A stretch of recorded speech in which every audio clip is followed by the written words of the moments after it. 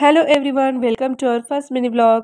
हा आपला पहिला मिनी व्लॉग आहे. सो आजच्या मिनी व्लॉगची सुरुवात आपण गणपती बाप्पाच्या दर्शनाने करूया. गणपती बाप्पा विघ्नहर्ता आहे, सगळ्यांचे विघ्न दूर करतात. तर आता आज आपण आलो आहे चांदवडमधल्या इच्छापूर्ती गणपती मंदिरामध्ये. या मंदिराची स्थापना होळकर काळात झाली. असे सांगितले जाते की बीडचे मूळ रहिवासी बाबा पाटील यांना डोंगरात बारीमध्ये ही स्वयंभू गणेश मूर्ती मिळाली.